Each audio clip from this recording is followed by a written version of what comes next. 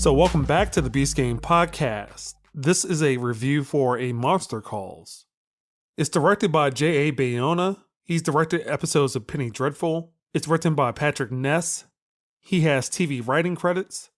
It stars Louis McDougall as Connor, Felicity Jones as Mom, Sigourney Weaver as Grandma, Toby Kebbell as Dad, and Liam Neeson as the Tree. McDougall has been in Pan, Weaver in Aliens and Avatar, Jones was in Rogue One, Kebbell has been in Planet of the Apes, and Neeson has been in Batman Begins and Taken. Synopsis: a boy seeks the help of a tree monster to cope with his single mom's terminal illness. As stated in the summary, this is a story about a lonely boy.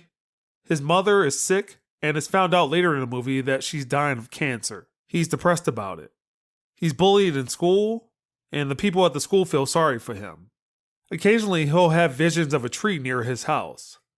One night when he's alone, he hears noises and the tree comes alive. The tree says that he has 3 stories to tell him, and that once the final story is over, Connor must tell him a story, and that's what will stop. The movie is live action, but the stories are presented in an animated fashion. They have distinct visual styles. The stories themselves are somber and grim. They all have melancholy endings. It's actually hard to see how this is a children's movie. Given the tone of the stories, the movie centers around the relationship of Connor and his mother. Since his mother is suffering from cancer, there are some challenges that they face. Eventually, the grandmother comes into play.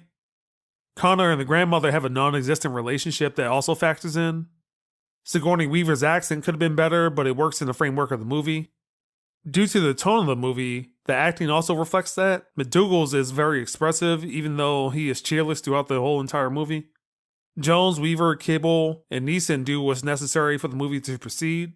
For a while, this movie seemed a bit aimless. It also goes on for way too long. The movie is just shy of 2 hours and could have had about 20 minutes shaved off. I give this movie a 5.5. This movie presents a lot of doom and gloom. It wears on you after a while. It does pull itself together at the end, but you have to sit through all that to get to that point. And the end of the movie reflects the tone.